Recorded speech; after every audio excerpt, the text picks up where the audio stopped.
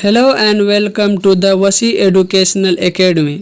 आज हम लोग क्लास 9th और 10th के मैथमेटिक्स का एक चैप्टर यानी प्रोबेबिलिटी प्रायिकता के बारे में विस्तार पूर्वक चर्चा करेंगे कि इससे रिलेटेड किस तरह के सवाल आपके एग्ज़ाम में पूछे जाते हैं और इसमें क्या क्या फैक्ट देखने को मिलते हैं। यह वीडियो आपके आगामी वीकली टेस्ट यानी जो शनिवार को होना है और जो बोर्ड एग्ज़ाम आपके आगामी बोर्ड एग्ज़ाम में आपके लिए बहुत हेल्पफुल होगा। तो इस वीडियो को आप लोग अंत तक ज़रूर देखें। इस वीडियो को ज़्यादा से ज़्यादा दोस्तों के साथ शेयर करें। यदि आप बोर्ड एग्ज़ाम की बेहतर तैयारी चाहते हैं तो इस चैनल को सब्सक्राइब ज़रूर करें। चलिए देखते हैं क्या क्या है। पहला यहाँ पर थोड़ा सा ध्यान देना है क्या है कि प्रोबेबिलिटी अगर ये पूछे प्रोबेबिलिटी ऑफ ई यानी ई की प्रायिकता, ध्यान देना है क्या है उसका ई के अनुकूल परिणामों की संख्या बटे क्या है कुल परिणामों की संख्या, यानी ई का जितना अनुकूल परिणाम निकलेगा उसको कितना से भाग देंगे, उसमें जितना से कुल परिणाम होगा उसी को क्या बोला जाता है प्रोबेबिलिटी। ध्यान देना अगर कहें एक एग्जाम्पल के थ्रू हम लोग समझना चाहे कि किसी सिक्के को एक बार उछालने पर हेड आने की प्रायिकता अगर पूछे तो क्या है। आप भी जानते हैं एक सिक्का में या तो क्या आएगा हेड या तो क्या आएगा टेल, यानी अगर एक बार उछालेंगे यही आएगा या तो हेड या तो टेल, यानी कुल परिणाम अगर पूछे तो कुल परिणाम यहाँ कितना है 2 है। लेकिन आपसे पूछा क्या है सिर्फ हेड आने की, तो हेड यहाँ क्या एक ही है। तो अब प्रायिकता अगर पूछेगा कि प्रोबेबिलिटी ऑफ हेड आने की तो कितना हो जाएगा 1/2। वही ध्यान देना यहाँ एक ही सही है कि प्रोबेबिलिटी ऑफ ई यानी जिसका भी प्रायिकता निकालना हो अनुकूलों की परिणामों की संख्या बटे कुल परिणामों की संख्या। अगर वही कहें पासा का अगर बात करें तो पासे में टोटल कितना आता है 6 आता है।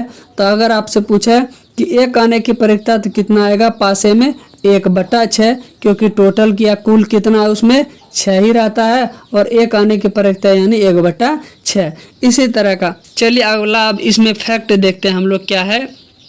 पहला फैक्ट क्या है कि ये क्या है प्रोबेबिलिटी ऑफ ई डैश यानी प्रोबेबिलिटी नहीं आने की प्रायिकता। ये तो हो गया आने की प्रायिकता और ये क्या हो गया नहीं आने की प्रायिकता।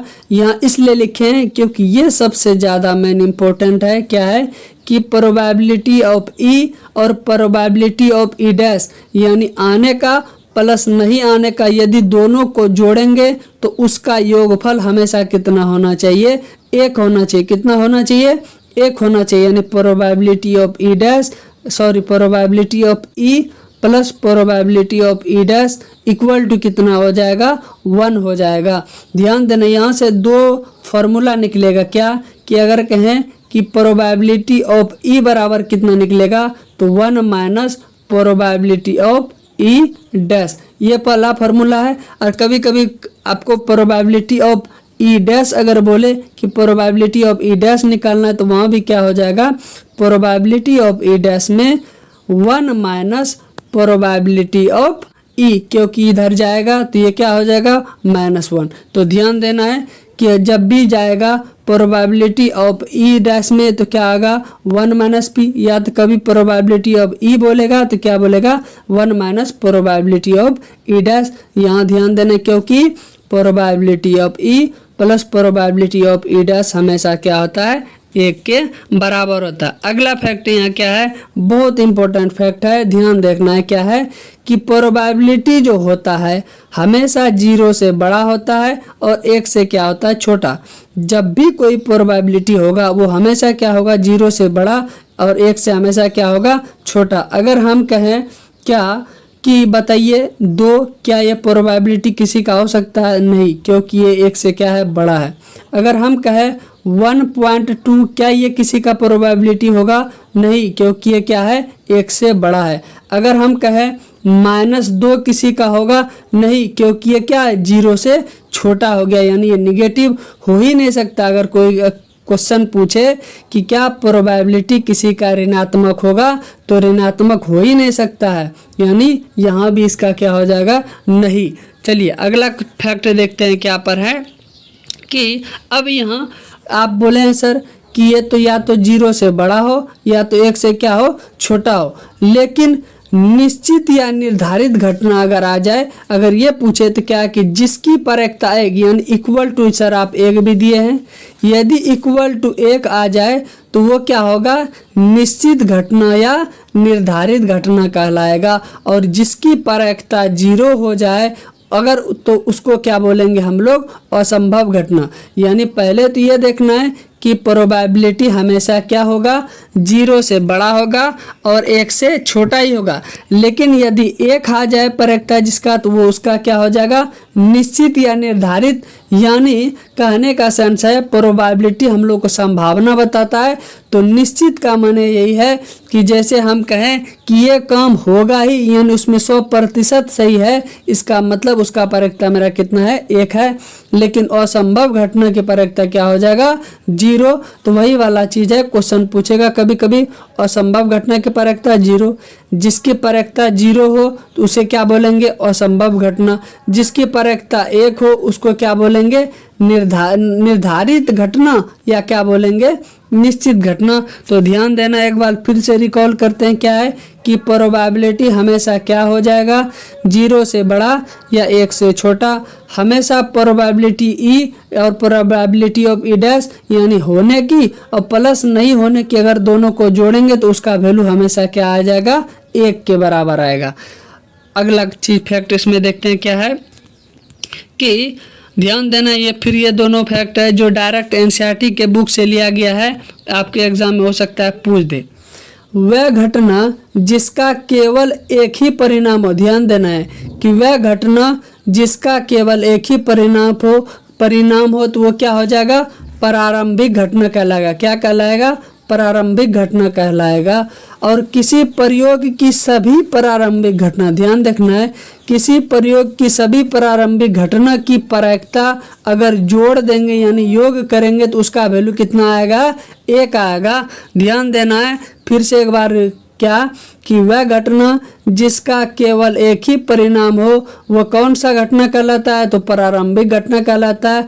और किसी प्रयोग की सभी प्रारंभिक घटनाओं की प्रायिकता का अगर योग करेंगे यानी जोड़ देंगे तो उसका भी योगफल कितना आना चाहिए, 1 आना चाहिए। जैसे हम कहें कि P1 डैश प्लस P2, इसी तरह जितना भी है तो सब का डॉट डॉट डॉट सब का योगफल अगर करेंगे तो इसका वैल्यू कितना आना चाहिए, 1 आना चाहिए। वही कह रहा है कि किसी प्रयोग की सभी प्रारंभिक घटनाओं की प्रायिकता कितना है, 1 होना चाहिए उसका योगफल।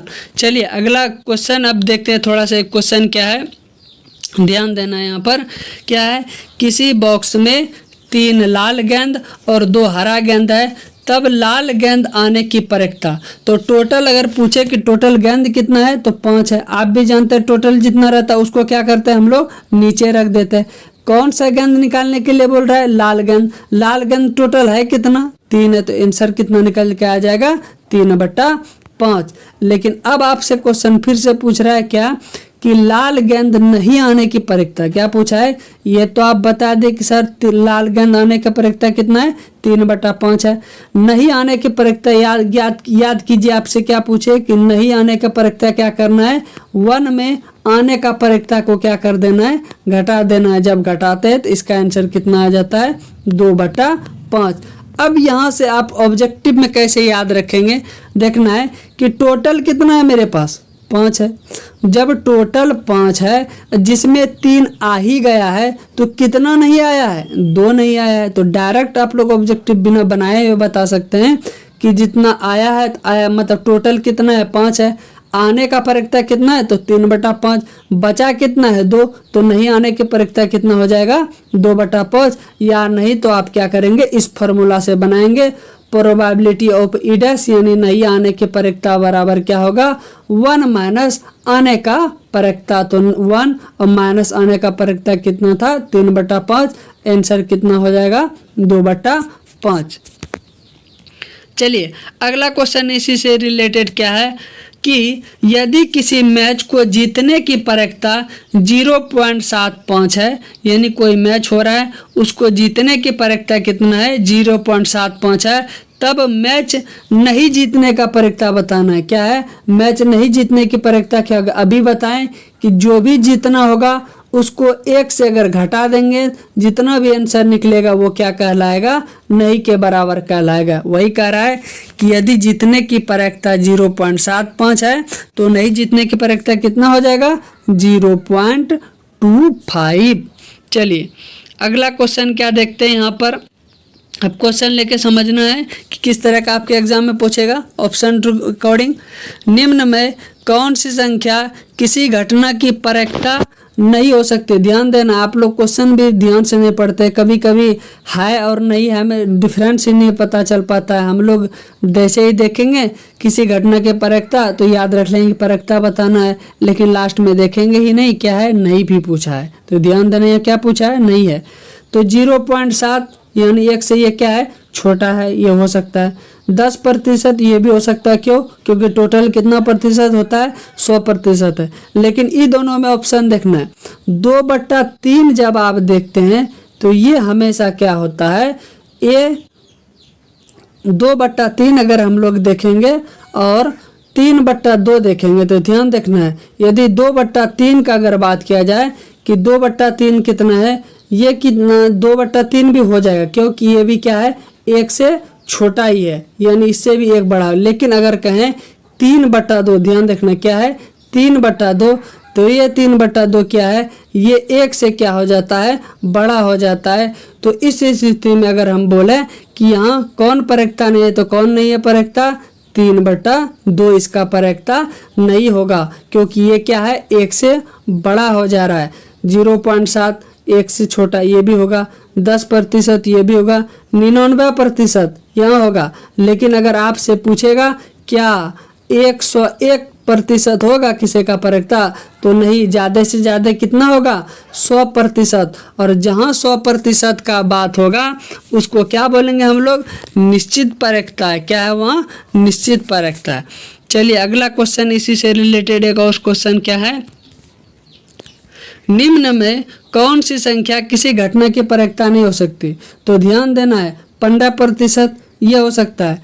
3/2 ये नहीं हो सकता क्योंकि ये क्या है? 1 से बड़ा है। 2.3 2/3 ये भी हो सकता है क्योंकि ये क्या हो जाएगा? 1 से छोटा ही होगा।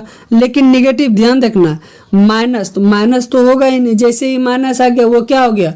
0 से छोटा हो गया। तो इस यहाँ पर क्या देखना है, यहाँ दो का ऑप्शन में है, क्या ये भी नहीं हो सकता है और ये भी नहीं हो सकता है। यहाँ क्यों नहीं हो सकता है? क्योंकि ये क्या है? निगेटिव आ गया, 0 से छोटा आ गया। और यहाँ क्यों नहीं हो सकता है? क्योंकि क्या हो गया? 1 से बड़ा हो गया है।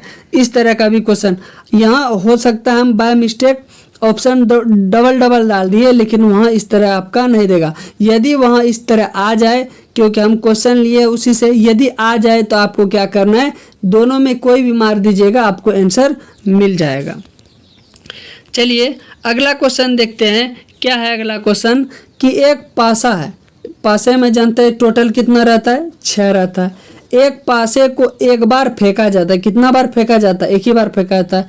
तो सम संख्या आने के प्रक्रिया आप भी जानते हैं। सम संख्या उसमें कौन कौन है? 2 है, 4 है और 6 है। यही तीनों क्या है? सम संख्या है। लेकिन उसको कितना बार बोला? फेंका है 1 बार। लेकिन सम संख्या टोटल कितना है? 3 है। तो ऊपर में कितना आ जाएगा? 3 और नीचे टोटल कितना है? 6। जब इसको कटाएंगे तो आंसर कितना निकल के आ जाएगा? 1/2। तो इस तरह का भी सर यहाँ तो सम संख्या है। कभी आपसे पूछेगा विषम संख्या तो वो उसमें भी क्या हो जाएगा? 1/2 ही, क्योंकि विषम में भी संख्या कितना है? 3 ही है। इस तरह का सवाल है। यदि आपसे हम कहें यहाँ सवाल कि बताइए एक पासे को एक बार फेंकते हैं और 5 आने की संभावना, अब बताइए टोटल कितना है? 6 है। अब 5 कितना बार में आ सकता है? एक ही बार आ सकता है, क्योंकि 5 तो एक ही बार लिखा है। तो इसका कितना आंसर आ जाएगा? 1/6। चलिए आपको उम्मीद करते हैं ये वीडियो बहुत अच्छा लगा होगा। यदि एक बार में ये वीडियो समझ में नहीं आया है तो इसे आप लोग बार बार देखें। इस वीडियो को ज़्यादा से ज़्यादा दोस्तों के साथ शेयर करें ताकि उसे भी फ़ायदा मिल सके। और आप लोग अगर बोर्ड एग्ज़ाम की बेहतर तैयारी चाहते हैं इस चैनल को सब्सक्राइब ज़रूर करें। Thank you.